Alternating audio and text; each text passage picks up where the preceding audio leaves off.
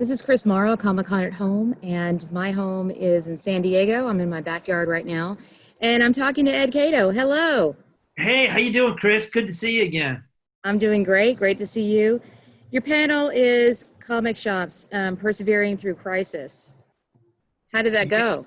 Yeah, it went really well. I think that all of our hearts have gone out to the comic shop owners as they've struggled to make their way through this, either laying off employees or not getting product or not being able to open or, even trying to apply for loans and figure it out. And our panelists were really interesting because they each took a different approach to how they were handling it. I think they all were working, longer hours for less money, but, they kind of figured out different ways to do it. And it was hopeful. I think after seeing these folks, and these were really good retailers, it was very hopeful and left me at least with a little bit of hope.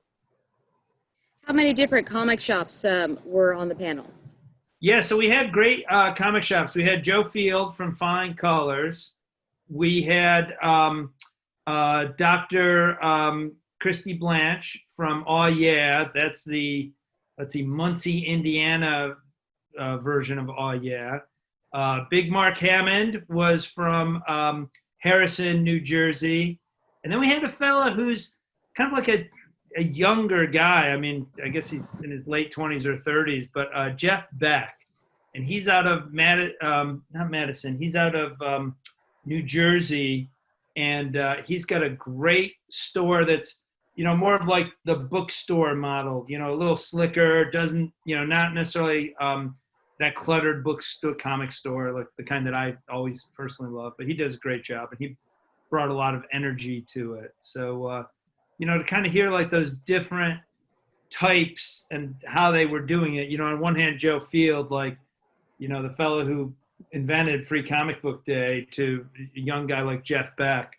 And then, a very rural store like Christy Blanche's was fascinating to see how they struggled through. Well, in San Diego, there's a good number of comic book shops. I'm sure you can imagine that. But in the rest of the United States, is that the same case? Are they in all the malls and different shopping centers? Yeah, San Diego is a great town for comic shops, and there are some great ones there. I think that San Diego is probably a little better than most metropolitan centers for comic shops. Typically, a good small or mid-sized city will have one or two or maybe three or four comic shops, but they're tough. And I mean, some markets too, there's not many at all. So New York and Boston and Chicago are blessed with a lot of comic shops, but a lot of these secondary markets really are not. So if you lose one shop, you're kind of in trouble. Did any of them talk about how they're starting to go online? Absolutely. It became a big chunk of their business. And Christy Blanche talked about how she was doing a lot of auctions online. So it became the time to okay, let's get through this inventory and let's be creative and let's be entertaining. And that became her days of, selling product online to kind of get through, especially when Diamond wasn't shipping at all. So I think that was good. It was good to get, some stuff blown out of their inventory and invigorating, but, it's not what any of them signed up for. And in fact, so many times they say, yeah, I had to, furlough some of my people, these great folks, and, we're just kind of toughing it out. And, the mix of, I guess, of online and then the anticipation of fingers crossed, that it'll bounce back and it'll be strong and it'll be good. And one store owner was talking a little bit about how he thought some of the government stimulus checks were spent, in his store. Some of the folks, use that as the opportunity to buy that big thing that they were looking at for a long time. So, when you think about a stimulus check, helping a retailer is probably the way it was designed to work.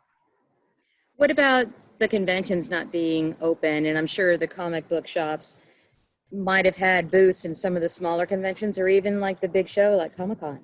Oh yeah, that's been a killer. A lot of comic shops seem to do well with that mix of I'm going to go to one show and make like the majority of the money at this show this weekend, and then we'll kind of squeak by the other 3 weeks of the month. And when those shows get pulled out, it screws up their economics something fierce, and that's been hard. These particular retailers weren't really doing that, but we've talked to a lot of comic shops that the lack of shows has just clobbered them, and that's of course not something that will probably be coming back for a little bit.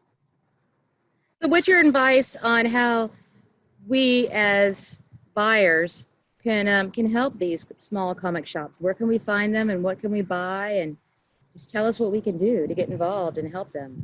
Oh, sure. Well, I think there is a great notion of supporting your local comic shop, which is not only, geek culture, the super passionate thing that you're into, but also, you figure these folks are entrepreneurs. They're kind of working hard without that safety net.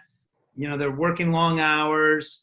Nobody opens a comic shop because they want to make a lot of money and have fiscal security. They do it because they really love it. So they're good people to help and good for a community. A couple things that we always encourage people to do is go to Comic Shop Locator, find the shop nearest you, and when you get there, it's great to buy some stuff that you love. It's always great too to buy a little extra, maybe to pass along to somebody, that neighborhood kid or a nephew or a niece who might like something. Giving away comics for Halloween is always a great thing to do, and brings more people into the mix. And then also something that in this time that we could do to help comic shops is buy gift certificates. So, that's a great way to help infuse them with cash, and, maybe you're not getting it right now, or it gives you an idea to come back, or it gives you an opportunity to come back into their store at a later time and buy whatever you had on your gift certificate. And, more often than not, you're buying just a little bit more too. People don't realize that it's really like a full circle. I mean, you've got the comic shop, which is a small independent, right? And then they support the artist, which is a small independent. And without those two, what are we going to have? Yeah, it's not an industry that's dominated by big players. The big players in this industry are small by any other standard. And then all the other folks, IDW locally or Boom or, all these folks are, they're strong-willed entrepreneurs who are trying to do some good things and, bringing great art and creativity into our lives. But, they're not big. And, so oftentimes they don't have deep pockets either. So during a time like this, it's really been super difficult for all these folks. Thanks for your time, Ed. This is Chris Morrow, Comic-Con at Home, and I'm going to go check out that panel and see how I can help out. Thank you. Thank you, Chris.